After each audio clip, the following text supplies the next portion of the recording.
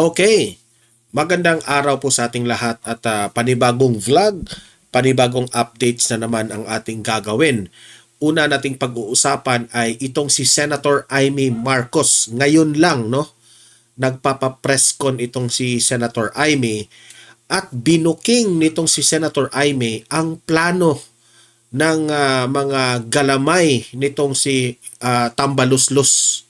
Ang plano ni Tambaluslos kay VP Sara kung papaano nila ito matatanggal sa ere ng panahon na darating yung 2028 at sila po ay malaya na tumakbong presidente.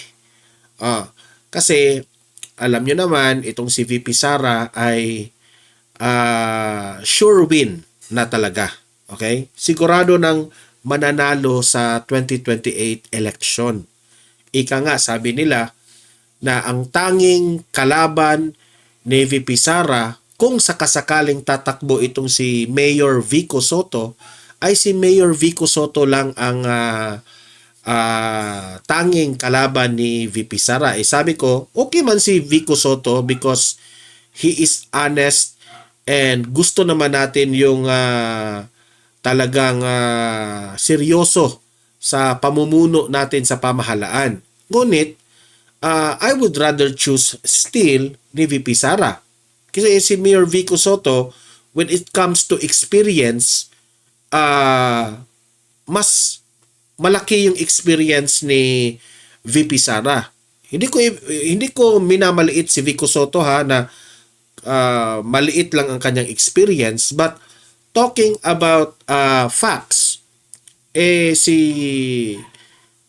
VP Sara, ang nakapalibot kasi si VP Sara ng mga politicians niya, na mga honest na politicians like ang kanyang father, na si former President Duterte. So, malawak talaga ang kaalaman ni VP Sara when it comes to politics. And na-experience na rin ni VP Sara na naging presidente ang kanyang tatay, si Mayor Vico, hanggang mayor pa naman siya, no? Hindi ko rin minamaliit. Ngunit, subalit, mas maganda kung sila yung magkatandem sa 2028. Yan ang aking ika nga, maganda yan na tandem. Mayor Vico Soto as Vice President at si VP Sara naman as President of the Philippines. Maganda yun. Kasi sabi ko, baka ma-Mayor Isko itong si Mayor Vico Soto. Okay? Na sobrang nagmamadali to become the president. Di ba? Natalo si Mayor Isko. Kasi alam naman ni Mayor Isko at that time, sobrang lakas ni VP Sara. Kinontra niya si VP Sara, edi syempre nananalo si Bongbong Marcos. Pero kung siguro naman, malaki naman ang pagsisisi ng taong bayan dito kay BBM, ako rin, okay rin ako kay Mayor Isko. Mayor Isko, Vico Soto, the same lang yan para sa akin. Okay? So, binulgar ngayon ni Senator Amy. Itong mga Plan A, Plan B, and Plan C, ibinulgar nitong ni Senator Amy Marcos na nabuking niya ang Plan A, nabuking niya ang Plan B.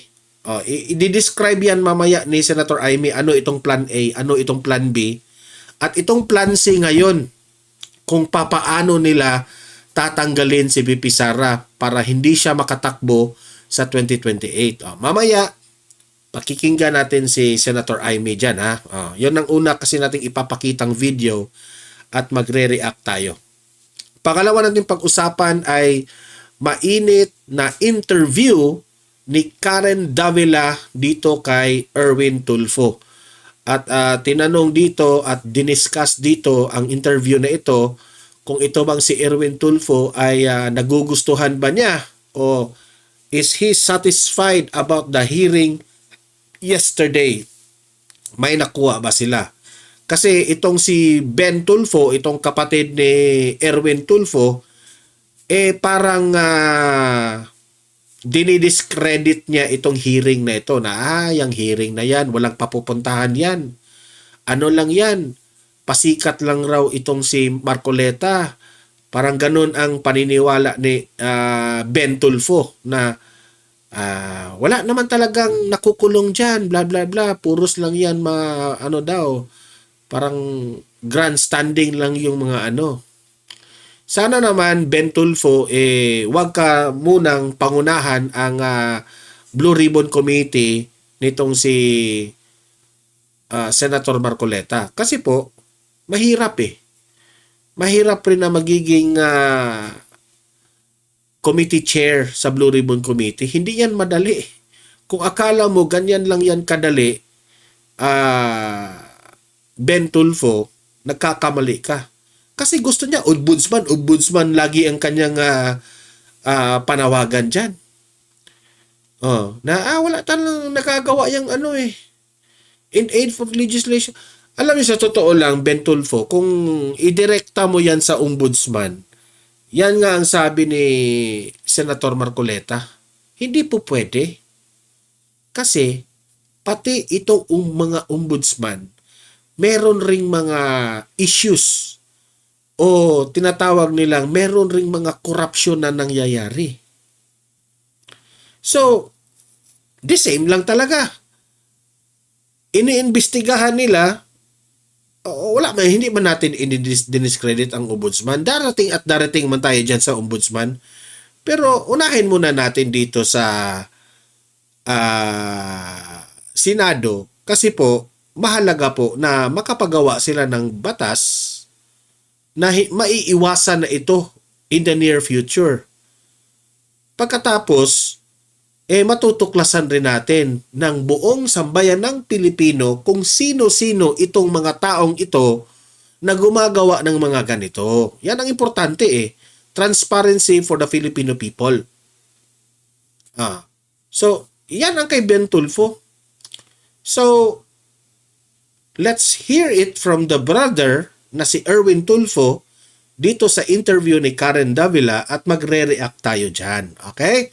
Pero bago ko ito ipapakita itong mahalagang topics natin, help me po muna na i-like at saka i-share itong video na ito para guys kakalat ito sa taong bayan. Okay? Sabay-sabay muna tayong mag-like and share sa Donmar TV.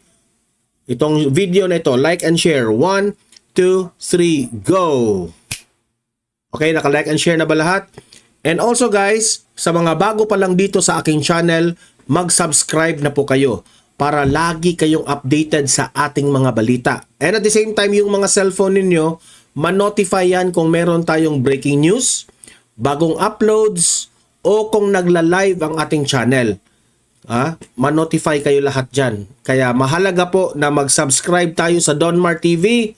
1, 2, 3, go! Ayan, nakasubscribe na ba lahat? Ayan ang sinasabi ko. Itong si VP Sara, takot na takot sila itong magiging presidente. Kasi alam natin kung ano yung capacity ni VP Sara.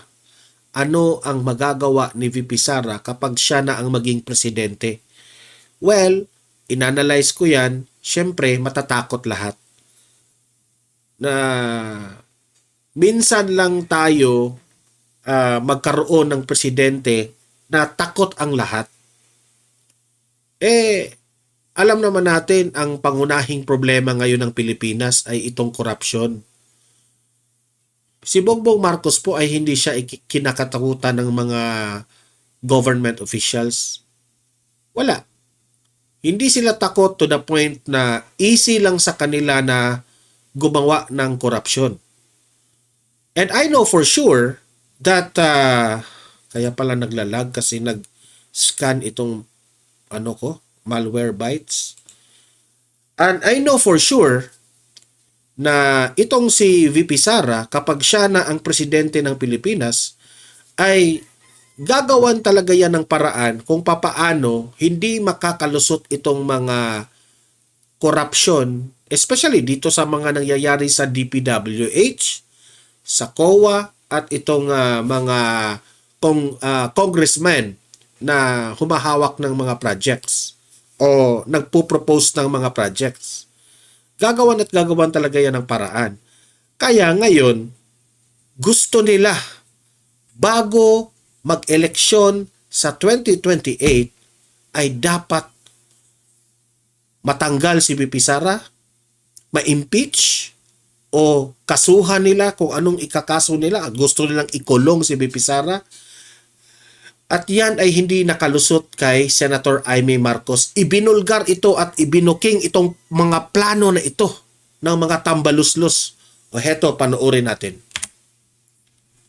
I-forward natin ha.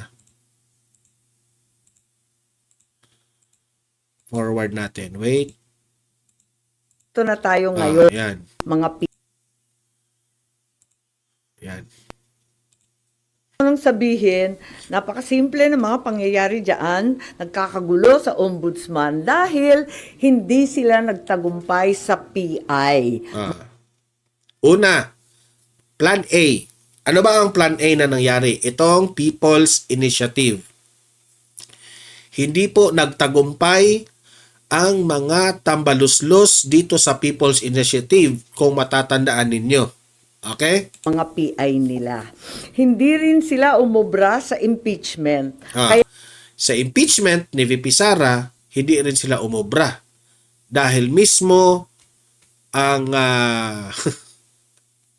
mismo doon sa Supreme Court, hindi po nakalusot ito. Diba? Kung matatandaan natin. Si VP Sara na nga ang nagsabi na I want a bloodbath hearing. Harapin ko yan. Paano? Hindi nangyari yan. Kasi doon pa lamang sa Supreme Court, wala na. Halatang halata na sa Supreme Court na lahat ng ito ay pamumulitika sa mga tambaluslos dyan. narito na tayo ngayon. Ipipilit nila na si Boying maging ombudsman para ipakulong si VP Inday Sara Correct. bago mag-2027. At hindi lang si Inday Sara, kundi lahat ng mga Duterte, kaalyado ng mga Duterte, baka pati ako. Yan ay sa gitna ng paghihirap ng mga Pilipinong binabaha ng tubig, ng korupsyon at ng kawalang aksyon. Imagine na to na siya mismo ang nag-expose niyan, si Senator Amy. Imagine, magiging ombudsman itong si Rimulya at lahat ng mga kalaban ng administrasyon Marcos, specifically itong mga Duterte at mga kaalyado ng Duterte, uubusin nila yan bago mag-eleksyon para sila pa rin ang may hawak sa gobyernong ito. Tingnan nyo gaano sila kagahaman sa kapangyarihan. Sobrang nakakahiya. Tinutukan ko ang Plan A nila na People's Initiative Chacha. Binuking ko ang Plan B, yung impeachment, para mawala sa landas nila si VP Sara sa 2028. Ngayon, nasa Plan C na po tayo, sa ombudsman naman. Noon pa'y nakita ko na, kaya ako nagsampa ng kaso nung May 2, nandun ako sa ombudsman. Kung hindi kayo titigil sa pamumulitika, mag-asaran tayo. Hindi ko rin kayo tatantanan. At least consistent ka, Senator Amy. Patunayan mo na kampi ka sa mga Duterte. Para kayong mga kabayong na katapalodo sa 2028, 2026 pa lang ngayon. Napapabayaan nyo ang bayan sa kakaisip ng Yan. ambisyon at paraan paano nyo buburahin ang mga nakaharang sa mga maiitim ninyong plano. Nasa 2028 na kayo. Kasi po, unang-una, haharangin talaga nila si VP Sara. Kasi takot sila na kapag si VP Sara na ang maging presidente, sila rin ang makukulong. Di ba? Look at what they did to, takot sila. Alam nila na marami silang violation sa ginawa ni Tatay Digong. At sila po ay mabalikan kapag itong si VP Sara ay maging presidente. Yan sila takot. Diyan sila takot. Bakit kasi gumagawa kayo ng mga illegal na mga gawain eh? Yan ang illegal yung pagka-aresto. Bakit nyo ginawa? Alam nyo sa simulat sa poll na pero sa pagkakaalam ko ha, ang mga Duterte, hindi yan ewan ko lang kung anong gagawin nila sa 2028 kapag manalo ito si BP Sara. Pero as far as I know, ang mga Duterte po ay hindi yan marunong gumante o hindi yan nagkikinkim ng galit ng kanilang mga kalaban sa politika. 2026 pa lang, paano makakaligtas at mabubuhay ang Pilipino 2026, 2027, paano makakaraos? Hindi sila tulad ng mga buhaya na kaya sa lupa at lumalangoy sa baha, walang pakialam. Ngayon, ang OMB, Bantayog ng Katwiran, para sa mga lingkod bayan. Pati ba naman yan, gusto ninyong baluktutin? Habang nagsusumikap ang lahat ng tapat, habang ang lahat ng Pilipino ay galit dahil gustong makakita ng tuwid, habang pilit naming nire-reband na tuwid ang sistema, eto kayo at pilit nyong kinukulot, binabaluktot, ginugulo. Ang OMB ay opisina, hindi parlor. Tigilan nyo yan. Ang mensahe ko naman kay bagong Deputy OIC Ombudsman Vargas ay simple lamang. Kung nayayanig ka na sa pressure, isabuhay mo na lang ang sikat ng kanta ni April Boy Regino. Kapag nariyan na ang suhol, itaas mo ang iyong dalawang kamay ng ganito at sabihin, hindi ko kayang tanggapin. Wala lang. Naloloka na ako. Yes po. Git ninyo na plano nila na kaya ilagay Secretary Boying Rimulya sa Ombudsman para ipakulong si BP Sara at mga ka-alyado niya. Ano yun, suspicion o may nakuha kayo na mabigat na information na pinagbasihan niyo? Yes, marami po tayong information na talagang dito patungo ang paghalal ng isang ombudsman na kaibigan natin dati pero hindi naman natin mapagkakailay. Ang labo-labo naman ng ganon. Kaya tututulan ko po at magtiisan po tayo. Hindi natin kakayanin yan at hindi dapat mangyari yan. Dahil klaro naman hindi dapat politiko, klaro yung conflict of interest, hindi naman na maitatakwil na may kaso. So, 2 sets of cases against Secretary Boying Remulla presently pending before the Ombudsman. Kung paano siya magkakaroon ng clearance from the Ombudsman, pipilitin talaga, pinaltan na yung Deputy OIC na dati nariyan, si Deputy OIC Castillo, malamang ayaw mag-cooperate, kaya kung ano-anong paninira, nakikita natin sa online. Meron administrative case for grave misconduct and conduct prejudicial to the best interest of the service. May ikalawa pa, may criminal cases, usurpation of judicial functions under the revised penal code, another criminal case for arbitrary detention of PRRD. Ayan, so nag-file ako nung nakaraan 27 August ng position paper ad cautelam kasi marami pang pending, marami pang iniintay. Higit sa lahat, hindi pa nare-resolve yung time to file the position paper. Iintay rin kami yung mga respondent.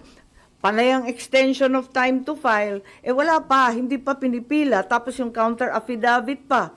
And then Marbil, si General Marbil, may motion to withdraw pa his rejoinder affidavit. So ang dami pang nakatenga, dapat talaga, pasok na yan sa preliminary investigation. Di naman nila pwedeng i-dismiss kasi umandar na yung kaso Meron pa akong motion for clarificatory hearing. Meron pa akong motion for supplemental position paper.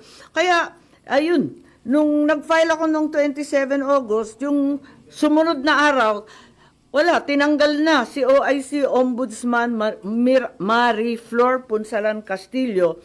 Bigla-bigla ang pinasok yung Deputy Ombudsman sa Visayas, si Dante Vargas naman.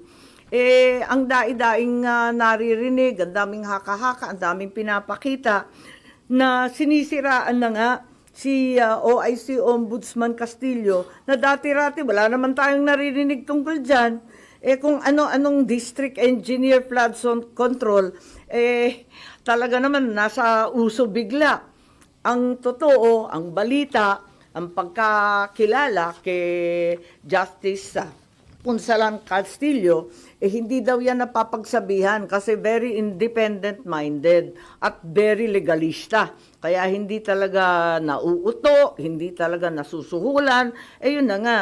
Tapos may issue pa na yung bagong OIC Ombudsman Vargas, ang asawa daw, kaklase daw ni Secretary Boying sa UP Law. Therefore, there's extremely heavy pressure to dismiss the case against Boying. At eto nga, na itong kaso ay madidismiss ngayong linggo. Bakit i-dismiss yan? Yan ang tanong ko. At ang balita, immediately executory ang ilalabas. It's also alleged that even though the time for filing of the motion for reconsideration has not lapsed, the OIC will nonetheless issue an ombudsman clearance para tuloy-tuloy ang pag-appoint kay Boying. It's very bothersome if the cases will be dismissed days after the position papers were filed. Kulang pa yung response galing sa mga respondent. Marami pang pending incident. I-dismiss. Ang dami pang nakatenga. Hindi ba nakakaduda yan? There is a very ominous reason, clearly, for Secretary Boying to become the next ombudsman. It's the new phase in the effort to get rid of VP Sara before 2028. And since the PI failed, the impeachment failed, therefore the third attempt is lawfare at its very worst. Imprison Inday Sara, all the Duterte allies, including myself, perhaps, to be harassed by cases with the new ombudsman. Plunder will be the name of the game. No bail and imprisonment until 2028. I will be very, very surprised kung aabot si VP Sara na malaya kapag naupo itong uri ng... Ganyan ang plano nila. Grabe, di ba? Desperadong makamit nila ang makaupo bilang presidente. Kasi alam nila kahit anong ginawa nila, malakas pa rin si VP Sara. Nakikita sa social media na kahit saan pumunta si VP Sara ay dinudumog ng tao. At sila po'y takot dyan na mapresidente sa 2028. ng ombudsman. Kaya ako, magpa-file ako ng opposition, pati sa JBC, dahil klarong-klaro yung conflict of interest, tapos magiging magulo. Kapag itong mga kaso sa PRRD arrest will be rendered ineffective. Halimbawa, if the OIC Ombudsman caves to pressure, dismisses na nga the cases, pati yung MR i-dismiss, mapupunta sa CA, sa Supreme Court, paano yan? Kahit i-reverse ng CA or Supreme Court yung OIC Ombudsman, orders the dismissal from service, declares he's perpetually disqualified. Paano ma-enforce yung desisyon na yan? Kung si Secretary Boying ay nakaupo ng ombudsman, he can only be removed by impeachment. It may not be amiss to inform the JBC as well as the present OIC ombudsman that we understand and commiserate with the unbearable, tremendous pressure to issue a clearance. That way, the JBC is apprised to scrutinize more carefully instead the circumstances surrounding the issuance of said clearance or certification, if and when that will be issued. Yun lang. Yun yung ganong plano to read VP Sara and then i-dismiss yung kaso against Justice Secretary Remulla para may appoint siya sa ombudsman? Well, balitang-balita ang pressure sa mga investigador, matindi ang pressure, naririnig natin sa JBC at nakita natin ang mga galaw, di ba? Pinapaltan ang karapat-dapat na Deputy OIC na wala namang bahid at wala namang dahilan, biglang tinanggal at iba yung linagay, nakakapagtaka talaga. At saka yung time frame, talagang sapilitan. As a deadline, may mga deadline silang hinahabol. Ma'am, ano pang magagawa pa po nung isasubmit yung opposition kung ongoing na po yung selection ng JBC ngayon for ombudsman po? Oo nga, yun, na talagang tignan natin, sana makinig sila and sana intindihin nila kung gaano kaihalaga ito sa buhay ng ating bansa. Na isang tabi na ng todo-todo ang problema ng baha. Malunod na tayo sa tubig at korupsyon, basta yung ambisyon na lamang ng iilan ang nangingibabaw. Good morning.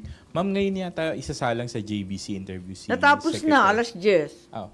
Pero yung opposition nyo po na-file or na-discuss nyo po ba kay Senator Alan as member ng JBC representing Kakausapin the ko Senate? mamaya. Nagulat kasi ako, hindi ko akalain na magpapa-interview. Akala ko bawal yun hanggat walang clearance.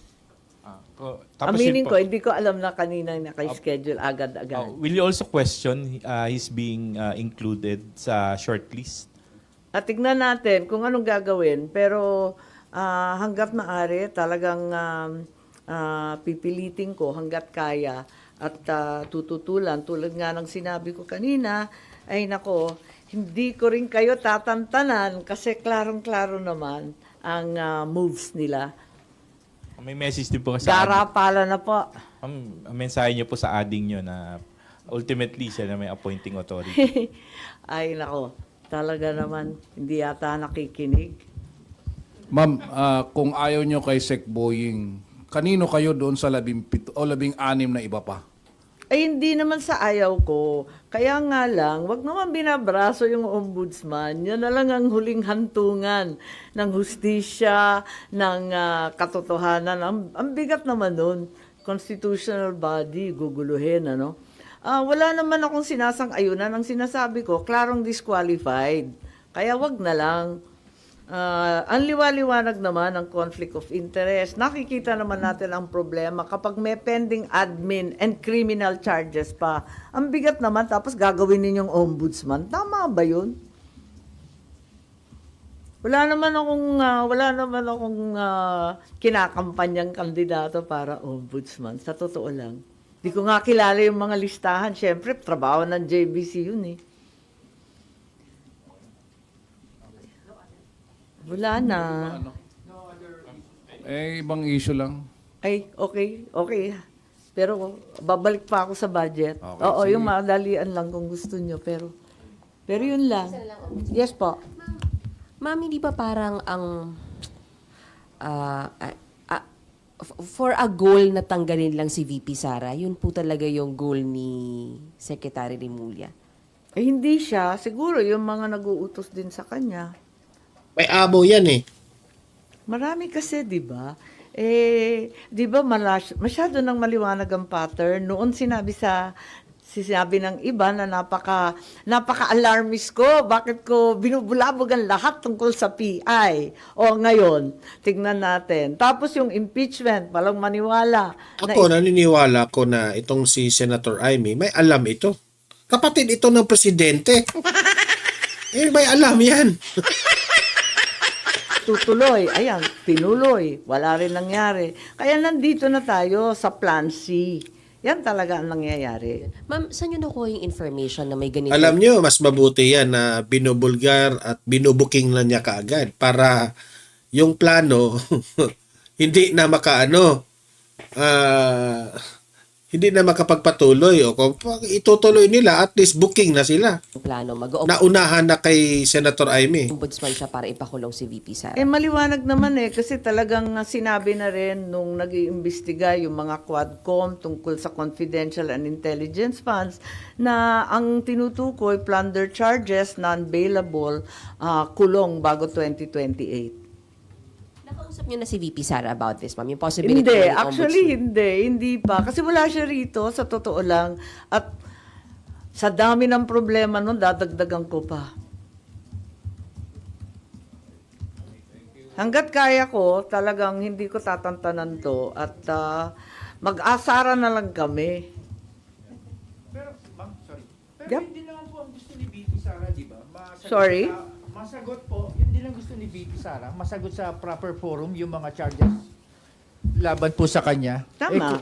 So, hindi ba parang ano, o talagang si SOJ Remulla po yung bagong bala against her and the Dutertes po? Tignan nyo yung mga kilos nilang lahat, di ba? Doon patungo. Obvious. Kung sana magkakaroon ng patas at makatotohanang depensa sa korte, kung papayagan siya, yun ang gusto niya. Pero kapag ganito na brasuhan, may balitang suhol, ginagamit yung Kasi itong flood control projects na ito na nabulabog, hindi ito unexpected ito ni Tambaluslos. Si Bongbong Marcos ang may utos nito. O, kaya ngayon, nasasapawan ang issue sa flood control. Yung impeachment ni BP Sara, nabura. E di syempre naman, yung impeachment ni BP Sara, walang patutunguhan kasi halata naman na pamumulitika. mga may personal relationship, pinapaltan yung walang kamalay-malay na justice. Kung ano-ano ang nangyayari, pipilitin ng JBC, pa-i-interviewin. Ang bihira, hindi ba nahalata na brasuhan na talaga ito ng todo-todo? Correct. Kaya sabi ko nga, kung ganyan at hindi kayo maawat sa pamumulitika, mag-asaran tayo, hindi ko rin kayo tatantanan. Good job. Oo naman. Oo naman. Wala. Hindi ako naglalabi, nakakahiya naman po. Magpa-file siguro ako. When are you going to file your opposition? ASAP, nagulat ako. Kanina nag-interview eh. Yung mga mention yung ginagamitin yung mga arguments sa opposition. Oo. Tignan natin. Baka to follow na lang yung OMB clearance. Kaya nag-interview. Hindi ko alam. Alright. Ako sa totoo lang, no? Totoo ito lahat ng sinabi ni Senator Amy. Nabuking na naman ni Senator Amy ang plan C nila. Totoo yan. Kasi wala na talagang ibang plano sila kundi nakatutok sila ngayon kung paano tanggalin si BP Sara sa 2028. Totoo yan. Totoo yan. Di ko lang alam kung magtatagumpay sila dito sa plano na ito. Ganyan sila kadesperado ngayon. Grabe. Comment kayo ha, anong masasabi nyo dito? Punta tayo dito kay Karen Davila at si Erwin Tulfo. Pasok. All right, joining us this morning is the Vice Chairperson of the Senate Blue Ribbon Committee, Senator Erwin Tulfo. Senator Tulfo, good morning to you. Good morning, Ms. Karen. All right, Senator, how would you describe the hearing yesterday? Kumbaga, were you satisfied sa nailabas na impormasyon sa hearing kahapon? Well, kinda, hindi naman lahat kasi napaamin natin yung ikang sila Diskaya na meron pa pala siya mga shares kasi CFO siya doon sa ilang companies na sa 9 companies. Though sinasabi niya wala na siyang share pero the mere fact na you're admitting that you're the chief financial officer doon. So doon pala makita na may shares ka pa doon sa companies na yun. Tapos yung sa DPWH napaamin natin yung district engineer na nagkakasino pala talaga yung former district engineer pati yung district engineer. So nakita natin na nalaman na establish natin. Pero meron pang mga hindi umaamin kagaya ng yung connection, kung may connection, yung tanong ni sa Senate Pro Tempore Jingo Estrada, kung may connection si Diskaya and then saying na wala siyang connection. So it's unbelievable. How can you get so much project, so big amount of project kung wala kang connection? Pero hindi yun Gusto ko sana itanong na hindi lang makasingit. Hindi siguro sa DPWH, baka dapat ang tanungin doon sa yung mga contact nila sa lehislatura. Oo, sa Kongreso. Okay, pag-usapan muna natin isa-isa, no? Unang-una, it was revealed yesterday that the Diskayas technically own 9 companies. Siyam ang kumpanya nila, ang construction companies that bid for government projects, minsan nagkakasabay-sabay. So ang unang tanong, is that against the law? Yes, Miss Karen, because pagdating sa bidding, iisa lang ang may-ari eh. Ang sinasadya talaga yun. Kunwari, kagaya niya, papasok yung four of her companies to join the bidding para kung kunwari matalo yung dalawa, tatlo, may matitira pang isa. At parang may semblance of talagang genuine, legitimate bidding. Kaya nga mayroon silang linggo mga kontratista, yung bidding-biddingan kunwari na sasali yung apat, yung isa, yung talagang ibang company naman talaga, hindi company ni Diskaya, babayaran na lang yun, aaregluhin yun, Miss Karen, bibigyan ng 2 to 3% o ito 2%, magpatalo ka na para sa amin na itong project. That's how it goes. Ano ang magkakita kasi, Miss Karen, pag nakagayan Diskaya, blacklisted na ilang company niya, na blacklist o na-out because yung mga substandard yung projects. Nakapagtataka kasi, itong PICAB, yung Philippine Contractors Accreditation Board, tanggap ng tanggap, ika nga ng mga applications, pagkatapos ina-approvehan without ika nga vetting process na sino ba may-ari nito? Si Diskaya na naman ba ito? Dapat doon pala chine-check na nila. Kasi kaya dumami ang company niya kasi nga pinapayagan ng PICAB. But then, okay, the PICAB is one thing because it seems that the organization of construction companies, it's an old boys club. Kumbaga, magkakaibigan silang lahat. Pero ang tanong ko, Senator, which agency would be responsible that when the bidding process happens, that agency will flag and say, teka lang, Diskaya rin kayo na blacklist na yun, bago nyo lang to itinayo. Sino ang responsable doon? DPWH po ba? Yes, the DPWH kasi, Ms. Karen, meron pag nag-file ka ng mga bid docs or bidding documents, magre-review niyan yung technical working group. Titignan niya kung pasado ka, kung kaya mo, you can do the project because of the amount. And then it will be passed on. Kung pasado ka, they will pass it on to the Bids and Awards Committee, to the BAC. And then that's when the bidding starts. So doon pala sa TWG, may arigluhan na naman doon according to my sources, Miss Karen. Pagdating sa BAC, may arigluhan din. So wala talagang ika nga magbabantay kung sila nagtatakipan and then naareglo. Mismo within the Department of Public Works and Highways, Miss Karen.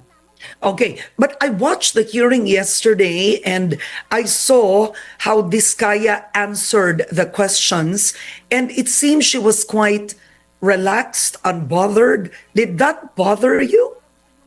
No, probably had some practice siguro or with her lawyer the day before. Pero I'm not actually bothered yung kanyang mga reactions and do sa mga, besides parang sa mga interviews niya, past interview, magaling naman talaga siya magsalita. So hindi ako surprised na ganun yung kanyang mga reasoning and answer. Siguro may practice lang sa lawyer because alam niyang haharap siya. Kasi noong una, hindi naman sila natanong when they were invited or first hearing. So siguro nagkaroon na ng practice.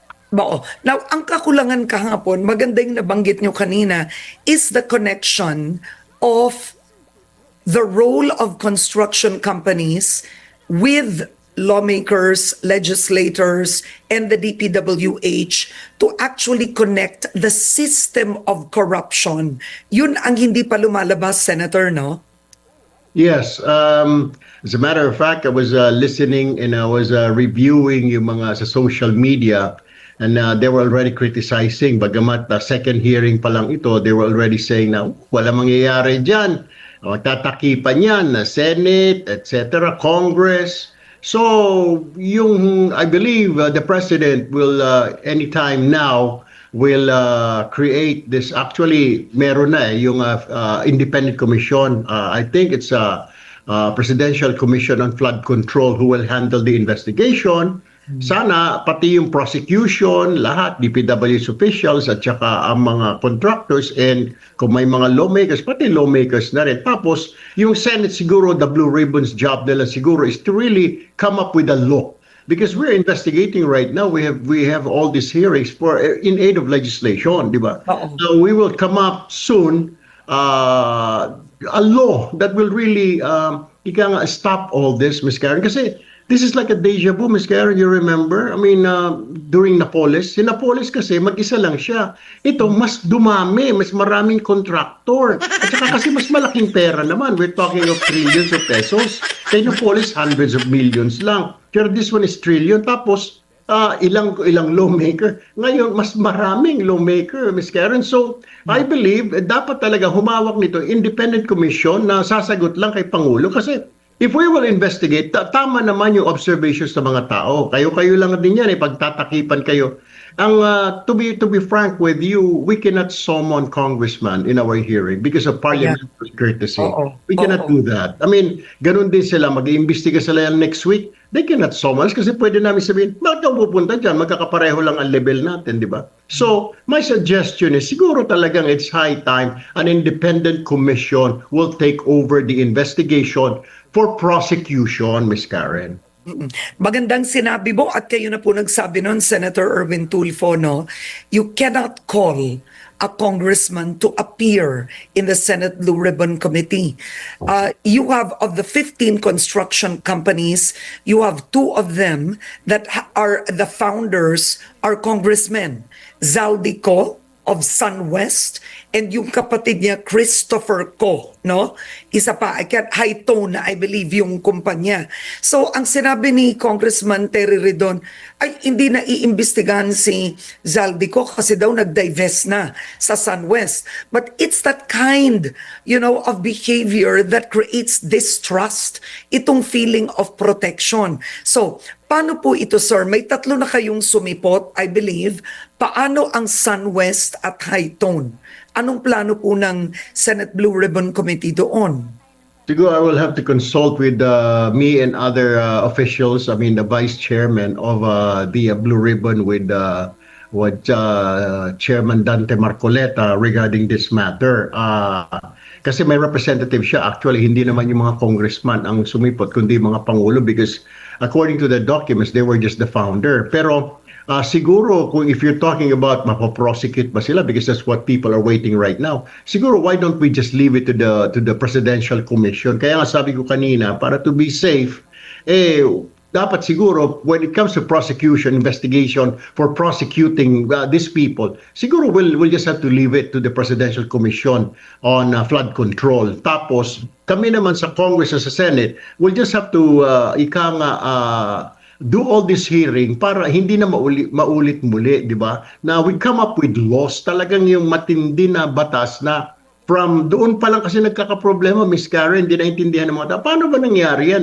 Even our household staff, they were asking, sir, paano po ba yan? Sabi ko, it started kasi, I was trying to explain them, doon pala sa budget hearing kagaya ngayon sa NEP, and then sa bicameral, magdalawang committee, yung Senate and Congress, mag-usap-usap. Doon nangyayari yung pagpasok, pagsingit ng mga budget. Sabi ko, dapat doon pa lang, maghahanap na tayo, gawa na tayo ng batas or law, paano natin maiwasan na wala na talagang pakialam, hindi na pwedeng makialam ang lawmaker. Siguro, ganun din, sinabi dati, Miss Karen, noong panahon ni Napoles, ganun din. Siguro, i-identify na lang ng lawmaker. Ang problem nga, in-identify nga, pero sa kanya pa rin ang contractor. Sasabihin yung DPWH, hoy, contractor ko ito ha. Itong ABC Construction sa akin ito ha.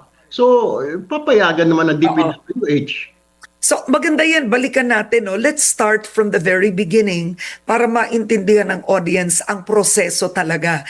Kasi ang contractor, hindi naman yan makakapag-bid kung walang budget na nakaalat para sa pagpapatayo ng proyekto. So let's start with the budget. The 2025 budget is a good example. Si Representative Toby Tiangco uncovered 2 districts in Mindoro. Nung nagsimula sa NEP, 2.5 billion pesos lang ang DPWH budget ng distrito sa Mindoro. Right? So nagsimula 2.5 billion. Yun ang galing sa ehekutibo, sa DPWH. Eto budget mo para sa pagpapatayo, kung ano man yan, kalye, flood control, whatever. Paglabas, Senator Tulfo, doon sa 2025 GAA, yung 2.5 billion, naging 20 billion. So ang tanong, yung 20 billion na yun, nakaalat sa distritong yon. what happens? Take us through the process, how that gets to the contractor. Kasi ang pagkakamali ng marami, akala nila hawak ng congressman ang pera. Hindi ganun eh. Naka-budget na yon. Tell us, how does that money move from the allotment down to the contractor and the DPWH? Actually, it's not my forte, Ms. Karen, because I haven't been a member of the House Appropriations Committee. Pero based on my observations, tama ka, nagkakaroon ng insertions. I believe nangyari insertions dyan during the bicameral conference committee between the Senate and the Congress. Doon nagdadagdagan, add dito, add doon. So doon na nangyari. And then, pero dapat meron pa rin stopgap measure doon. The Department of Finance could have said, wait a minute, or the Department of Budget Management, what's this? How come so much, malaking amount para dito sa area na ito? When in fact, hindi naman ito sa listahan na flood control prone area ito. How come hindi naman binabaha ito? Bakit ganito kalaki? The Department of Budget Management could have questioned that, or the Department of Finance could have questioned that.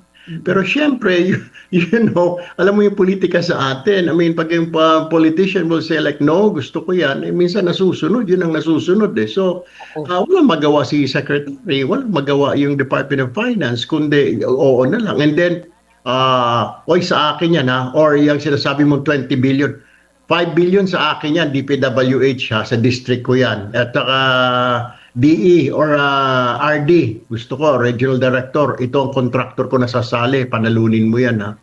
May magagawa ba yung District Engineer? May magagawa ba ang Regional Director, Ms. Karen? Tama. So what law is a law needed?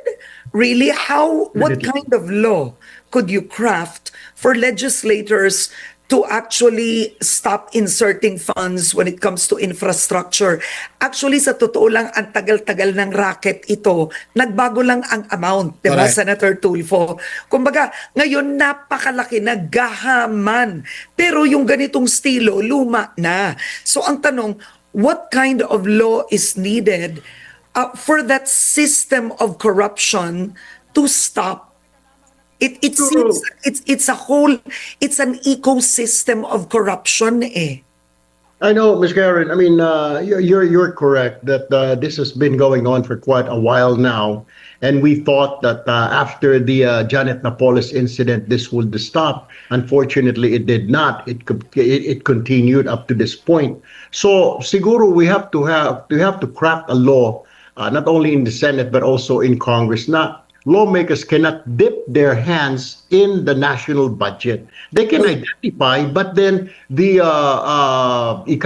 construction or execution of the project should be done solely by the Department of Public Works and Highways, and not upon the recommendations, yung mga kontratista na recommended by the lawmakers. That shouldn't be it. Dapat Department of Public Works and Highways, may listahan siya ng mga contractors doon na pwedeng gumawa, and then sila dapat yung gagawa ng mga projects ng DPWH, not those contractors identified by the lawmakers. Kasi dapat talaga wala namang pakialam lawmakers. The lawmakers will just say, okay, DBM, I want 10 million for my highway here is needed.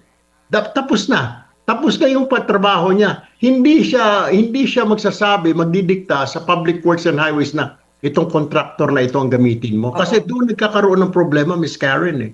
Dahil doon na magkakaroon sa buwatan. Babayaran na si lawmaker ng 20 to 25%. That is a problem.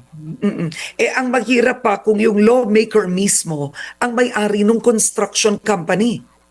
That is the problem, Ms. Karen. Matter of fact, last night somebody sent me a copy of from the PCIJ. I don't know if you saw that, the Philippine Center for Investigative Journalism. There are like about 18 construction companies na connected or affiliated, founded by lawmakers. So I don't know, siguro dapat yun ang tignan din ng ating Commission on Flood Control that is being inumpisahan ng gawin ng Pangulo ngayon. And I think anytime soon, according to my sources, ilalabas na ng Pangulo.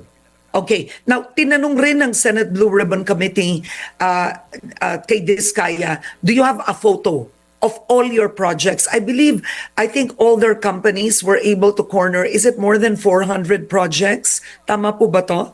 No, yung kay Diskaya lang, I believe nasa 100 plus yung kanilang Okay. projects. Siya yung nangunguna sa listahan.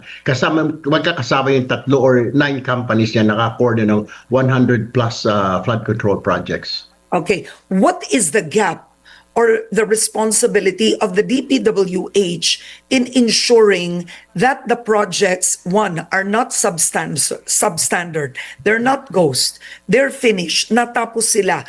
Yun ang tanong ko dun because ang Pangulong Marcos Jr. mismo pumunta, nakita niya nakalagay completed, pagkatapos hindi pa pala.